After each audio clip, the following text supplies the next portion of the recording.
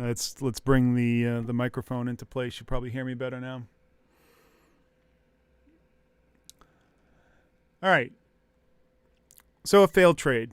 That's okay. On Monday, we won pretty big. So that's one winner, one loser for the week. And we'll go back at it on Friday. In general, our losers have been very small, and it's like the same pattern that happens. We pick the right direction, but the timing just didn't work out. And so instead of doing it earlier in the session, it does it later in the session. By that time, it's too late. But on average, what we can get we can get the direction and the magnitude right about 75% of the time. So if a move like this happens early enough in the day, then, and even if it doesn't go all the way to underneath the profit tent, a partial move like this, when the T0 line was way up here, still would have been worth about $200 or $300 for that trade. So we could have gotten out, had it done this move earlier in the day, we could have gotten out early with a nice winner. But it decided to take a little bit of a U-turn during the day. That's okay. We'll come back and we'll get you next time, buddy. All right, back to the big head. So let me explain, what we do here in this service. So we trade a style called 0 DTE on the S&P index. Now, we don't actually trade the index, although we could. I prefer to trade the futures, the E-mini S&P. It provides us with the same option expirations of 3 times a week, Monday, Wednesday, and Friday. So we can open up a trade that day or that session. In the case of futures, that session actually starts the day before at 6 p.m. So for us, this trade actually started at 6 p.m. yesterday, or that our window of opportunity. That's when we start analyzing, because we have continuity of pricing with futures through the evening, what they call the Globex session. So at 6 p.m. and then around 9:30, the Asian market opens, and that influences price a little bit. And then at 3 a.m. Eastern time, the European market opens, and that influences that can influence the S&P. And then, of course, at 9:30 a.m., the New York market opens. And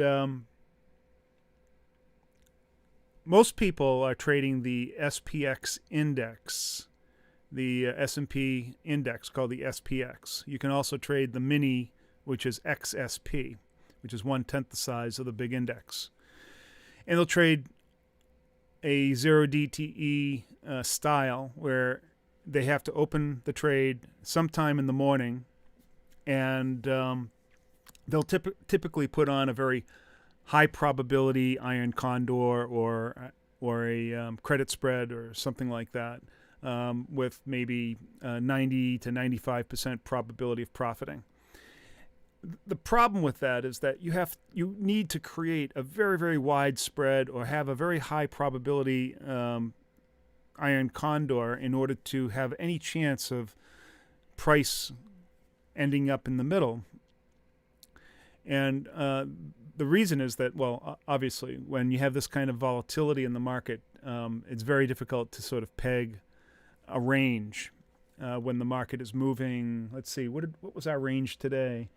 At the bottom, we were at 38.80, and at the top, we were at 39.30. So there was a 50-point range, which is probably average. And I've seen in many cases 80, 90, 110-point ranges. So that's why you have to put on these very, very high probability trades in order to try to capture the move.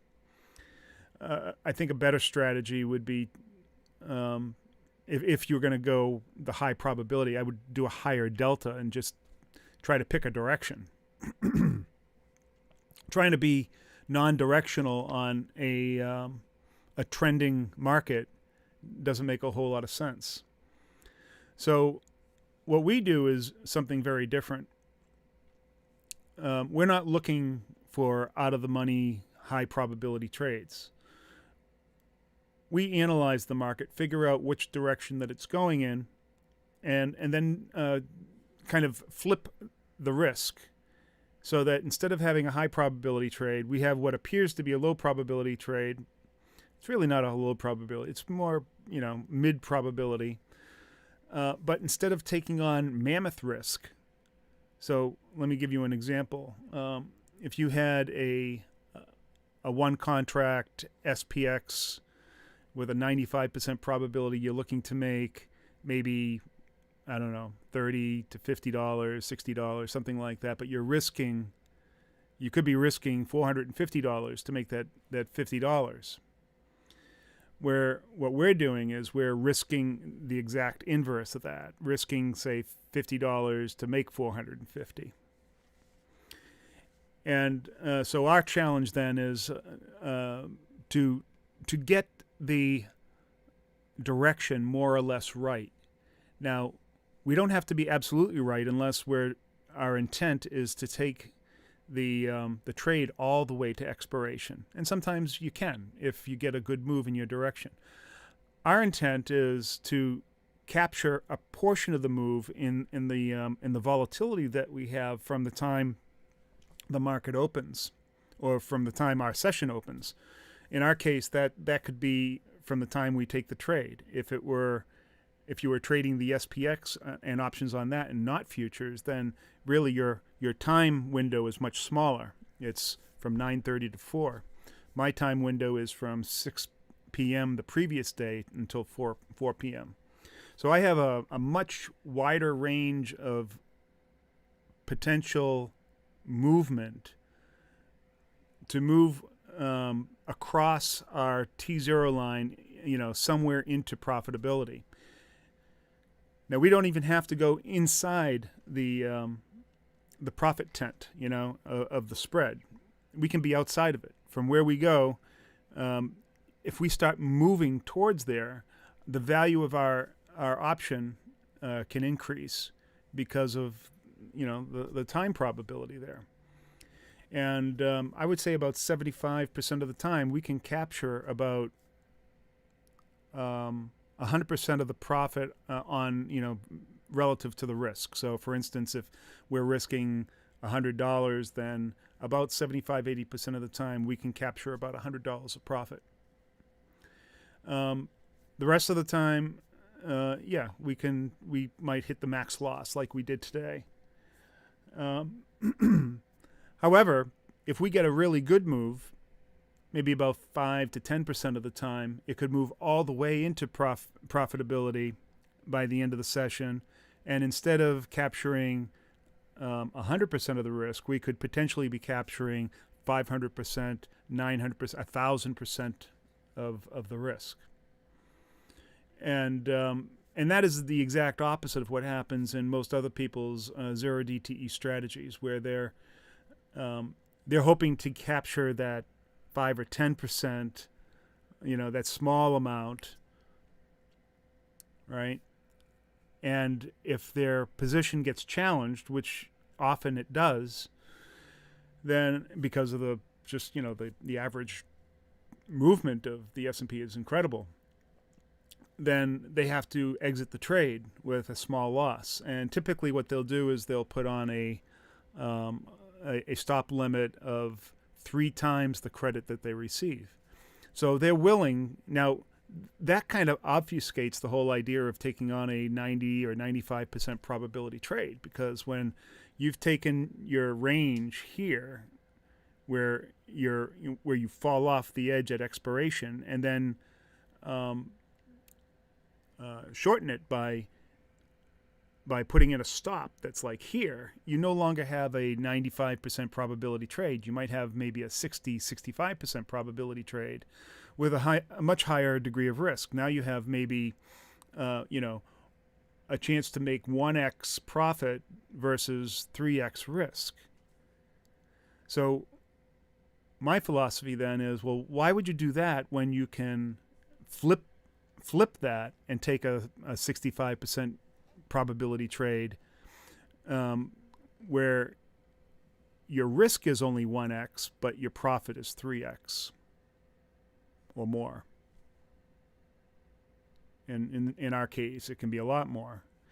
So that's really the difference between the way we trade the zero DTE style of trading on the S&P and what I believe everybody else does. And there's a lot of people out there with their ideas on this. Yeah, it's pretty distressing seeing it move down that far. Seeing the darn thing move down that far. When you call that move in the beginning and it decides to do it in the later afternoon. Darn, if it had made that move this morning, our profit, instead of losing $150, we would have been up around $800. So it doesn't happen that often.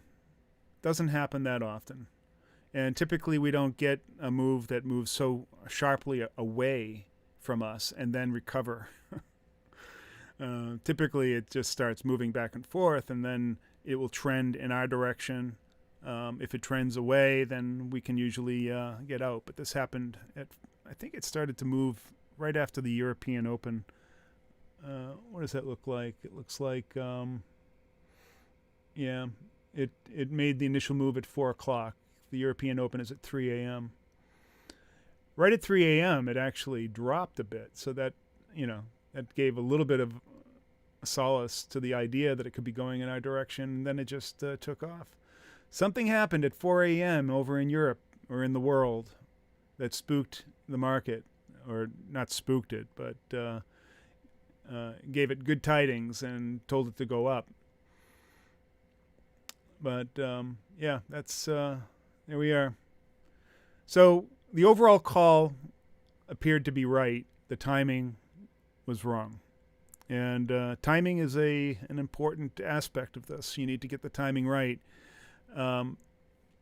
Or you get a move that is somewhere into your range early on in the session so that you can get out. Now, the reality here is that we could have gotten out if we were awake during the European session, because when it dropped, the value of our contract did reach about $80 to $100. So we could have gotten out right then, if we decided that's where we wanted to play this out. But that wasn't my intent. So I could claim that, we could have gotten out with a nice little profit early in the morning. But quite frankly, I was asleep and was not anticipating that the market would take off at 4 p.m. or 4 a.m. Hopefully that makes sense. We got some questions here. Mario, Ernie, you're pitching something with a 95% rate of success and have a dud on the one of the first ones you've streamed. I like your content, but keep it realistic, bud. No, that's not true. I think you're missing the entire point. I've streamed several of the winners. And but you can't just show winners. You got to show losers too. And this was an interesting one, only because right at the very last minute of the market, it still had an opportunity to win. And when I say a 95% win rate, it's not 95% win rate for what other people are doing. It's much less than that. And the amount of money that they're going for based, relative to the risk is huge. The risk is huge, and the amount they're going for is very small. So that is a fundamental shift in the whole strategy. So I can win just as often as them, but make more money. And then when I lose very little, and then have the opportunity not to only make more money, but make 10 times as much money on some trades. To me, that seems like a total, a total no-brainer. Doing the inversion of risk strategy. So Stuart is saying, how much credit did you receive on the trade that we put out there? It was about, I think it was $17 of credit. Now in S&P terms, you have that's not $1,700. You have there's only $50 per point on the E-mini futures, so it's actually half of that. So about $850.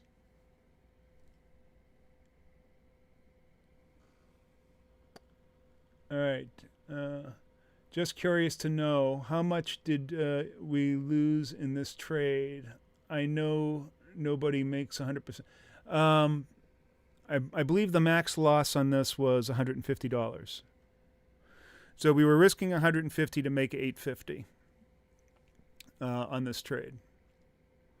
And the trade we had on Monday, we were risking approximately the same, $150 to make it $850, but we made $150.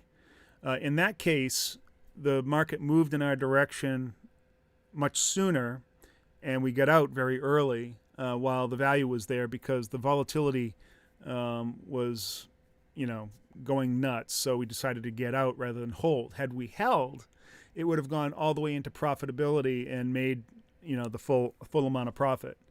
So there's a case where we pulled out early but still made 100% profit on our trade, 100% relative to the risk.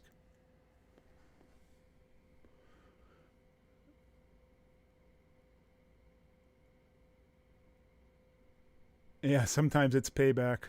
Yeah, the market got us this time, I guess. Still a good trade. No matter how you look at it, it was a good trade.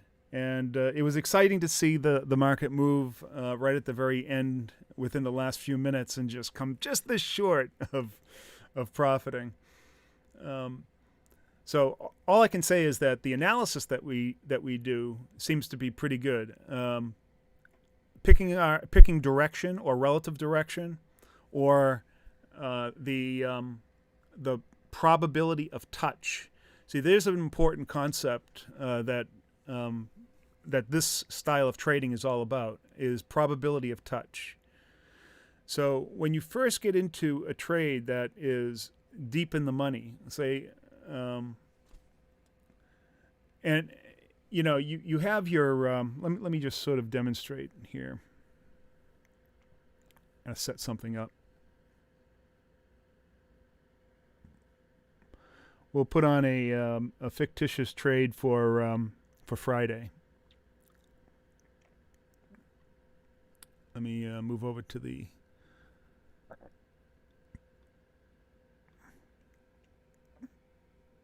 Okay. So on Friday, here it's the this contract right here.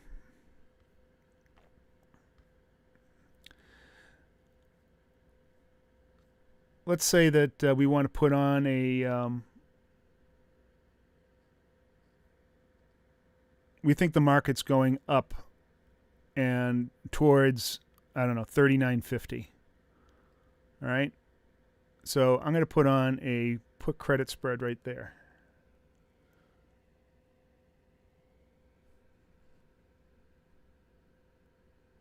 We'll see what that looks like.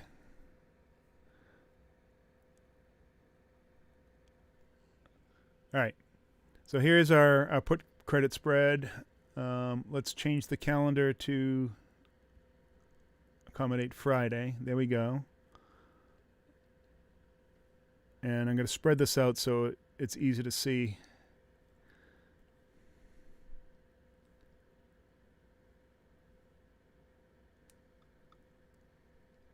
Spread it a little bit more.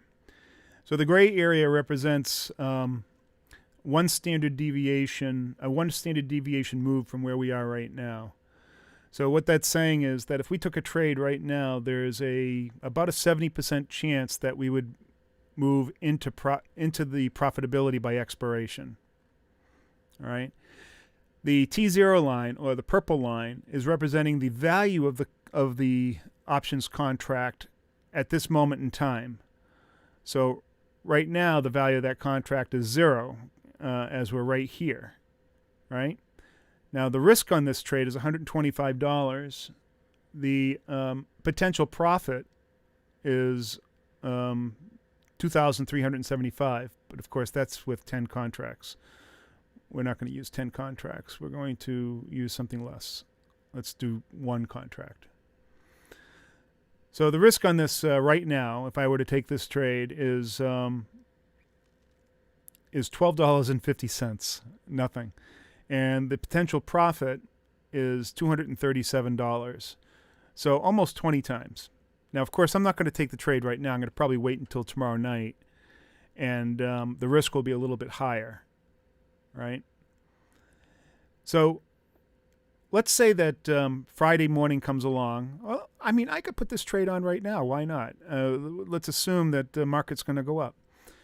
And sometime between now and the end of day Friday, let's say the market moves up to 3,900 or 3,910, right?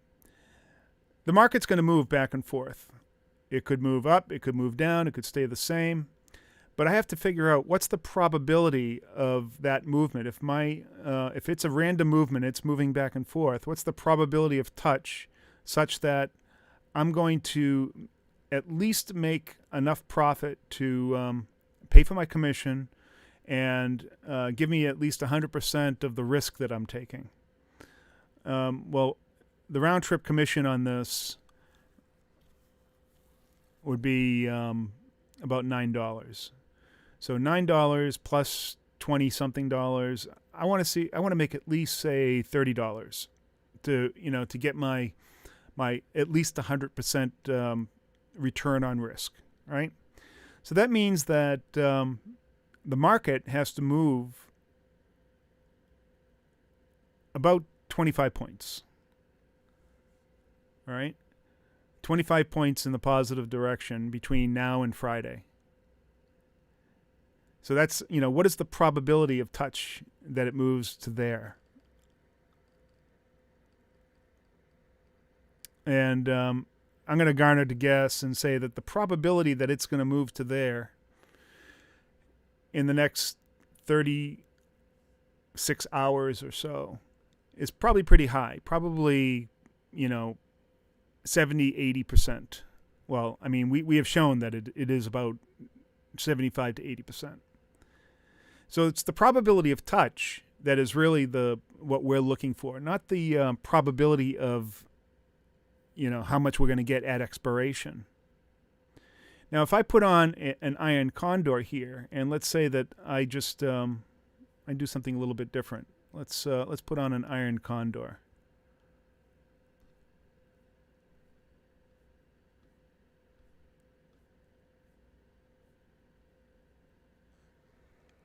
And we'll put on a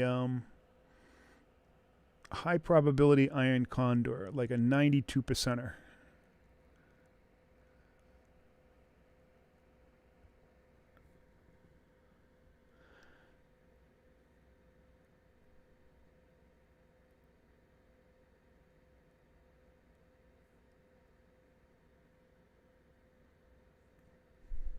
Oh, I have to center this.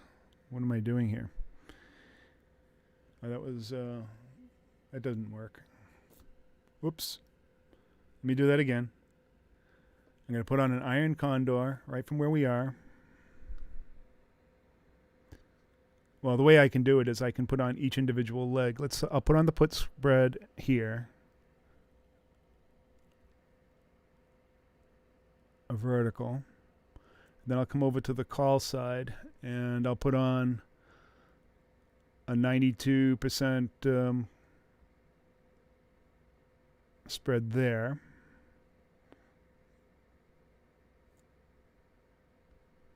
All right, there's my condor.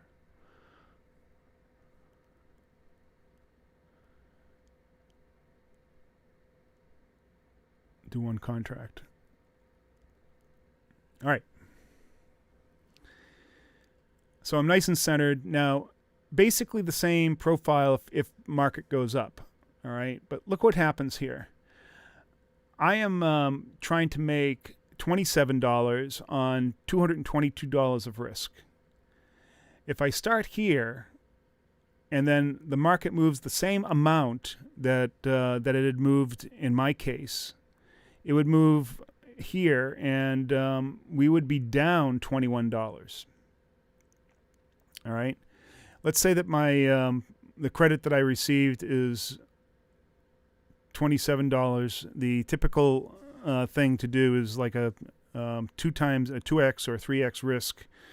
So that would mean that if the market moved up to here, I would get out of this trade. All right. So if the market moves here and I'm out, or the market moves down here and I'm out, I no longer have a trade that is 95% probability on either side. I have something much less. You have to move these wings in now, because now I'm saying that my risk of losing is much less. Now the amount that I may lose is going to be a lot less than had it moved all the way outside of the iron condor. But this is basically telling you that your trade is now the inversion of my trade, which is this, where I have about the same probability of making money, but my chance of losing is much less. And the possibility of going all the way to a max win or make more for a slightly larger move is much higher. So occasionally I'm going to get a probability of touch that that will go inside the profit area, which someone using an iron condor will never get. The max they'll ever win is their small amount of credit that they collect, where my wins can be 100, 200, 400, 1,000% of the risk that we take on. And then the loss is always small.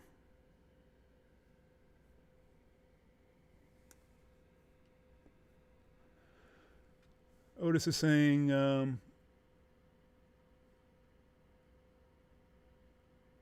can't read, the market closed this Friday.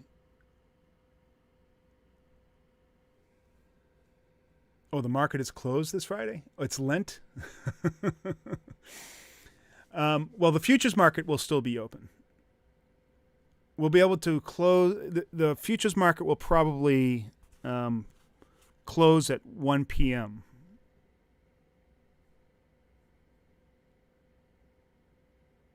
So the futures market should still be. I'll have to check the future schedule. So there's another advantage of doing the futures. The futures are usually open more often than the stock market. Or now I believe the index may also still operate, and that's because it's kind of a worldwide market, and not everybody's following Lent, right? So that's good information. Thank you, Otis. All right, back to the big head. All right, so hopefully you see the stark difference between the two strategies of using an iron condor that doesn't give you any more probability of winning, but gives you a much higher probability of losing, and caps your wins to something very, very small, the minimal win. And in most cases, people that are choosing the iron condor strategy do not hold their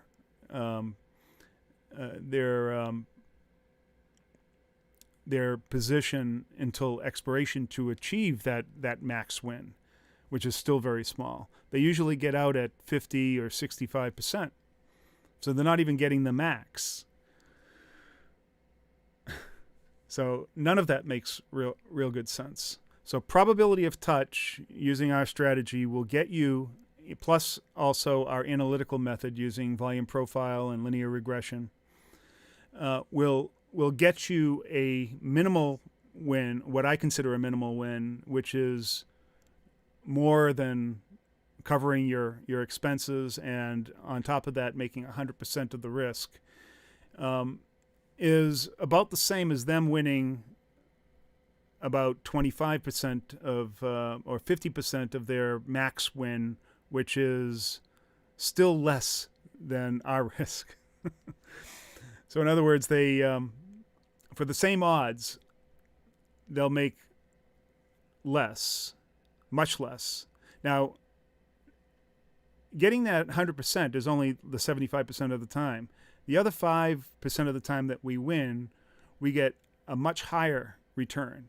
150, 200, 300, 1,000%. So that brings it way out there.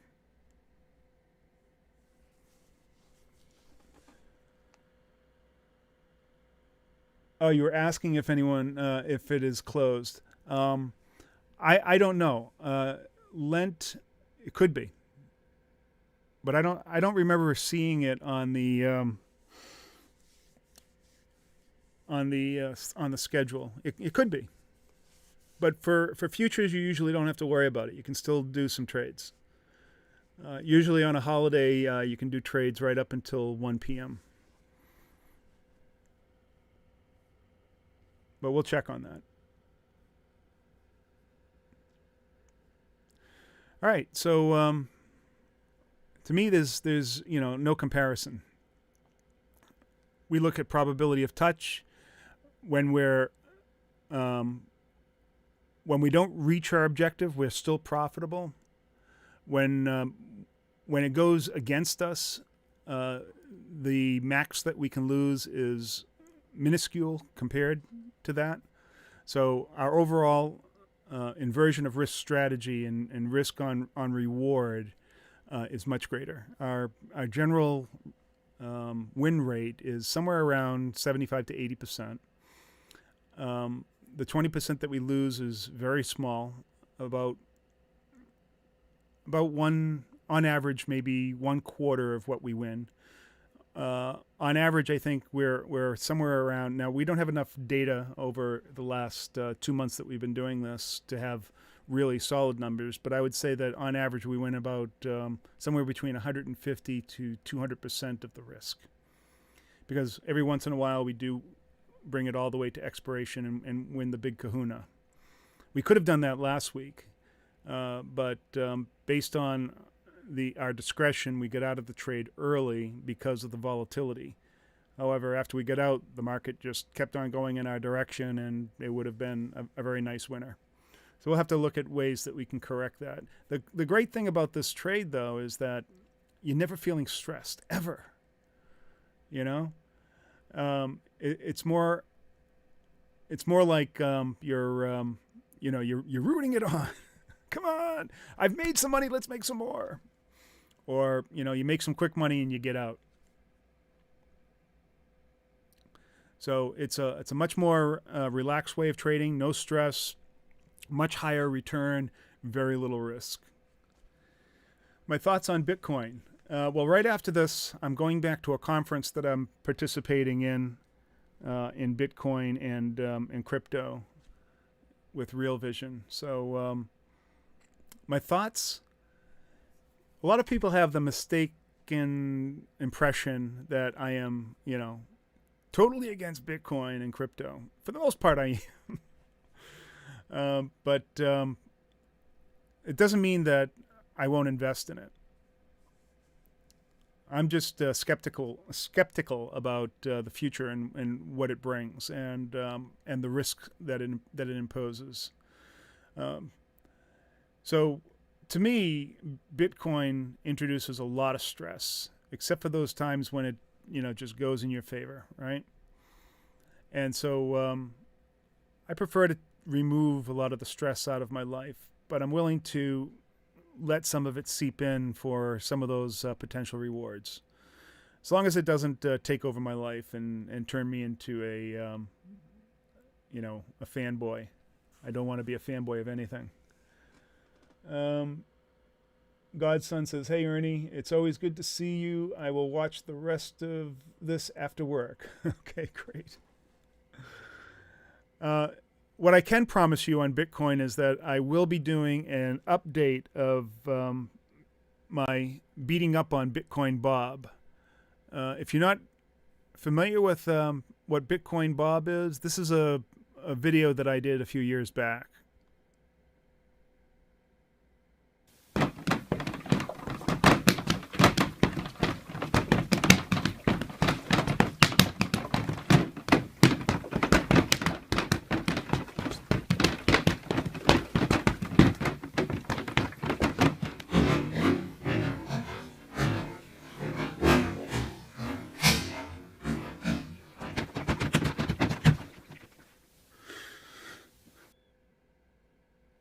So we'll have an updated version of Bitcoin Bob for you. Bob deserves a very big beating right now, so we'll bring that to you. All right. I think we're good for today. I think you understand the difference between what we do and what everybody else is doing on the zero DTE. We practice something that I call inversion of risk.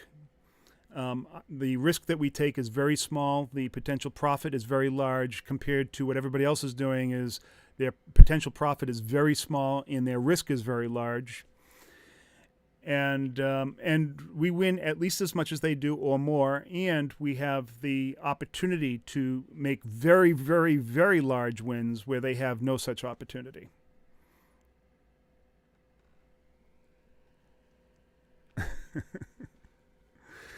All right. So if you're interested, go to asymmetricadvisor.com, check it out. I think that and sign up for the service. The service is really predicated on a high degree of support and coaching and mentoring as well. So if you're worried about just someone just throwing alerts at you, that's not the way we do things at all. As a matter of fact, it's exactly the opposite, the inversion of what everybody else does in a service. You get specialized attention. You'll get one-on-one as well as group coaching, regular videos on the strategy and what we're doing, weekly videos that review what we did and how we can make it better. So it's really definitely worth your time. All right. I'm done. I got to get out of here. Got to go walk the dogs. See you later. Thank you very much for showing up, and thank you for the questions. Oh, one more question. What are the chances that your short gets assigned when deep in the money? Well, it depends on your broker. Most brokers, and mine in particular, will just do a wash on it because the long leg will more or less cover it, and they don't assign. But if they do assign, all I have to do is just, and it will get assigned if it is going to get assigned, right after the market closes. And all you have to do is just close it. As soon as it gets assigned, just close it. Now, in my case, it did not get assigned, and it was just closed. And that was it. Nothing to do. So you don't really have to worry about it. And if you do get assigned, taking care of it is a very simple matter. Even if you have a small account and your margin won't accommodate it, most brokers will allow you to just close it without any penalty, and in some cases you can even make a little bit of money if you just get the tick right, But it's usually not a problem at all. All right, now that's it. Time to go. Like I said, got to walk the dogs. See ya. Thank you very much.